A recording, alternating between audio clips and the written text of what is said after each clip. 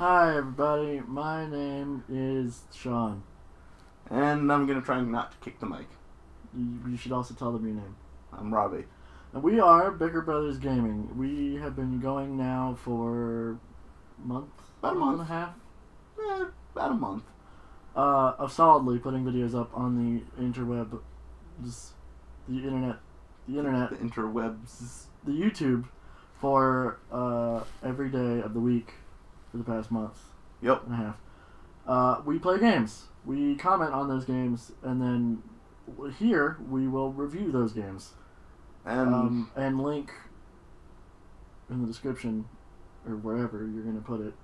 The link will be in the description below to the blog itself, and I may actually put it in the outro itself as well. So we can show you like clips of us playing the game, or vice versa. You can go see. And if you're watching on the blog, we will have a link somewhere around to the YouTube. yes. So go subscribe. But anyway, we today are talking about Tony Hawk Pro Skater 5. Tony Hawk's Pro Skater 5? Tony Hawk's Pro Skater 5. I didn't know if it was a The possessive sequel to Tony Hawk Pro Pro Skater Skater 4. That's how numbers But- work, Robbie. Well, no, because it was Tony Hawk Pro Skater 4. No, it's Tony Hawk Pro Skater. Tony Hawk Pro Skater 2. 2, Tony 3, Hawk 4. No. Was it 4 then Underground? 3, 4, Underground 2, Skate. Not Skate, Tony Hawk's Skate. That was a thing? Yes. Okay. I have Tony Hawk's Ride. Project 8. Project 8. Was before Ride. Well, yeah, it came just before Ride, and then they released 5. Yes. And from 4 onward, they It went is down. Deciduously? No. I can't think of Deciduous is trees. It went like a tree down on yellow timber. They became awful. Yeah. Yeah. And not like by any stretch of okay, where should we start with this? It gives you a good sense of nostalgia because it feels like the first 3 games. It's not open world, it's level by level. You get to explore things in the level, there's hidden secrets or stuff like that. It's still very controls about the same. They tried to rehash a solid concept, but the game itself, they took this concept and they just tried to streamline it too much. In rehashing it, they skewed some things that they shouldn't, and have genetically altered the DNA of the game so much that it is now an evil monster lurking in the basement. Yeah, pretty much. I'm not wrong. It's... let's get into specifics of what we like and what we don't like about it. I like that I can break swag boxes. That was fun. That was fun. Breaking the boxes was fun.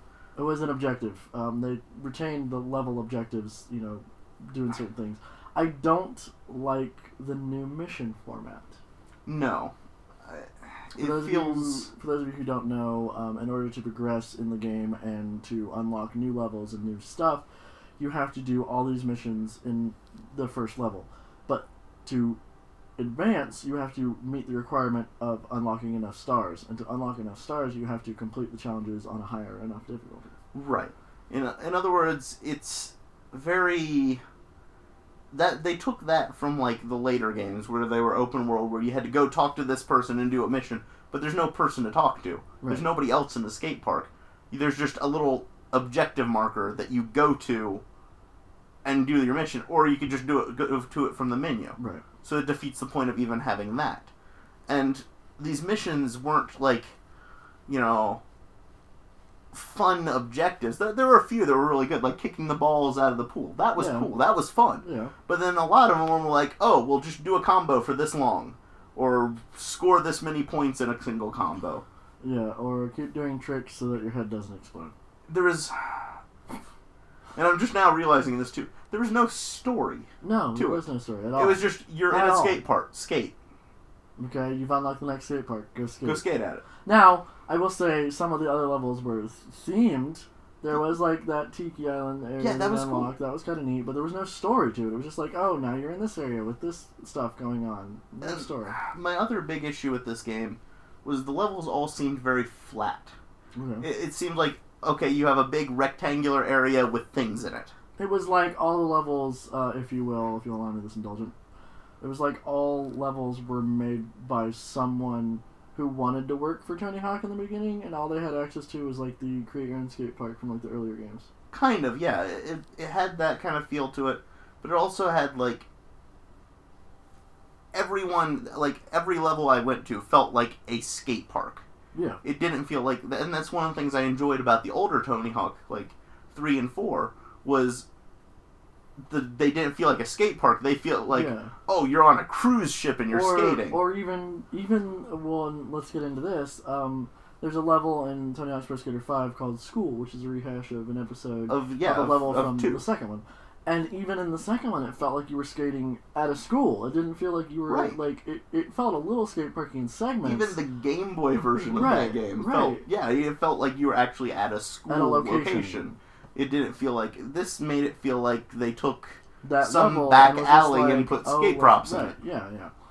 Definitely was detracting in the value for me. And there were several areas, especially that map too, with the big soccer field. It's like, well, okay, you have a big empty spot you could have put something in to make it a little more interesting, but they just left this big open space. So like a fun box or something. Yeah, you put a fun box, put a car or something to make it interesting. Right. And I liked, you could kick the soccer ball around the soccer field, but there's no objective to that. Yeah. It didn't relate to any of your missions. And the weird thing, now that we're talking about this, I'm thinking about it. The weird thing for me was that, like, I remember when it was either 2 or 3, I think it might have been 3, when that came out, because it had the Canadian level. Yeah, the Foundry. No, it was the one after the Foundry. Yeah, it was the Canadian level. There were logs and stuff you could grab in the woods or stuff, but there was also like a lake area. There was also like this forestry area. And I remember renting that game. This will tell you how old I am. I remember renting that game when it came out and freaking out because it was the weekend, and that was what I would do every weekend. Yeah. I'd rent a game, I'd stay up all night, play it, wake up the next morning. Because I was a child, have nothing to do the next day. Yeah. And just veg and relax. And I looked forward so much to playing that level the next day, that night before. And I also remember, like, feeling like it gave me that sense of nostalgia. And this, while it had some sense of nostalgia, was not that. That's all they had to write on. It was reminiscing of like, oh, well, it's kind of like that, and it's kind of like that. It's kind of like when you could do those things. It's kind of like when you could make those combos, but it didn't feel the same to me at all. Another big issue I had with this game is the Tony Hawk games kind of rode on the control scheme, the way it works. Right. Yeah, but it rode on, like, being able to do crazy, like, different tricks that, like, you could never do that in real life. Right. Or things like, like, just moves that, like, I remember are really hard. The combos that you had for, like, the special grinds and stuff. And, like, well, not just those, but, like, there were some more basic tricks, like, the control scheme was more advanced. Yeah. This one just felt like, oh, you jump and push up, and that's this move. Yeah. You jump and push down, and that's this move. Yeah, there was like, you had a total of 8 air tricks, like 8 grind tricks, and half those tricks you had to unlock by filling a special meter thing. Right. Yeah, I remember that. And it's just it didn't seem like there was a lot of tricks you could do in this one. It was very bland. It was almost. As far as tricks go and what you're talking about, filling up a meter to do more advanced stuff, it felt a bit to me like a really, really clunky, unpolished SSX. Yeah, very much. Because you can do the directional stuff, and you can do some diagonal stuff, not a lot, and then once you built up your meter and you did enough tricks, then you unlocked, like, Uber mode, or I don't remember what it was called. And that's what let you do, like, the Christ airs and the things that were really, like, the McTwist and stuff. I remember when pulling off a McTwist and Tony Hawk was, like, insanely cool looking and awesome. It was hard to do, and this one is just like, oh, you fill up a meter and you press this button, done. Well, and it's not even just that. It's like having so few tricks to it too. Like, I mean, you have the McTwist and you have the Christ Air, but those are things that people can actually do. Yeah. It used to be that, like, your crazy advanced special moves were stuff that's like, oh, well, there's no way you could ever do that. Right. But that's what the fun of it was. Right. Like, and it's crazy to me to see how downhill this has gone, because I remember when it was like 2, it might have been Underground that they first introduced. No, it wasn't Underground. It's one of the earlier ones when they first undergrounded doing flatland tricks. Yeah. Primo slides. Dark slides. It might have been 4. Like underflips. It might have been underground. Like, and that was really cool because for me, I used to watch X Games. I used to watch skate competitions on ESPN2 if I could catch them on. And I remember watching that. I remember people doing it. I'm like, I want to learn how to do that. That's insane. That looks really cool. And clearly, I don't actually need to know how to skateboard to go from point A to point B. I can just stand on my board on the wheels and mess around. Doing the flatland tricks, right. And so that's what got me into skateboarding.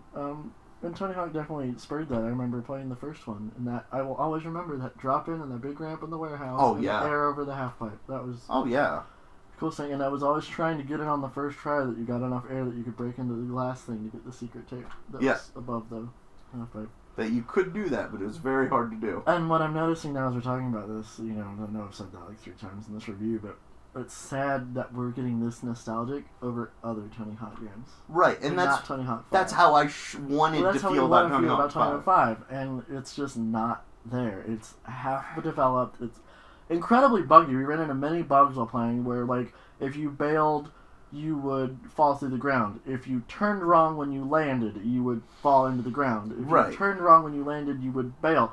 There was countless times where if any other skate game, any other Tony Hawk game, if I had landed that, I would have landed it. Yeah. I wouldn't, we're talking centimeters off from the landing left or right. And it would be like, oh, nope, you bailed, and you go flying into the air. Yeah. It's like, what?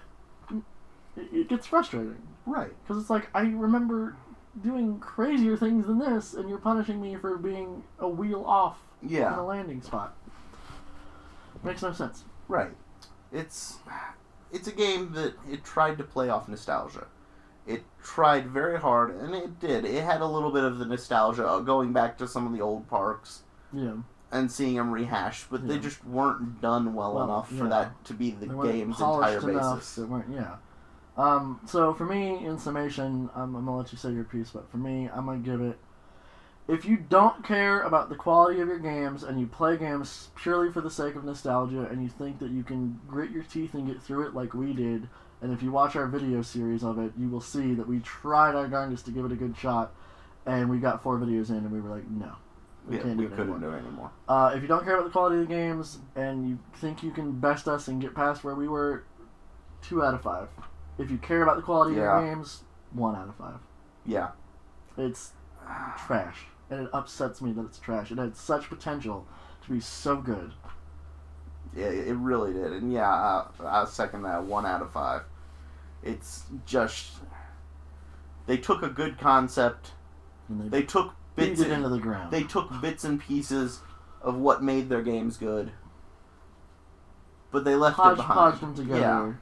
And, didn't even sandpaper the grit. No. They just let it there to sit and, you just rub your face on and cry when you got splinters. Alrighty then. On that note, thank you for watching our very first review. We are Bicker Brothers Gaming. I'm Sean. I'm Robbie. And next time, we'll look into... we don't know what we're going to post next, but we will give you guys a heads up and let you know what the next review is going to be, A, and when it is going to be, B. So, keep an eye out, and thanks for watching. That's all I gotta say. Have fun. Bye-bye.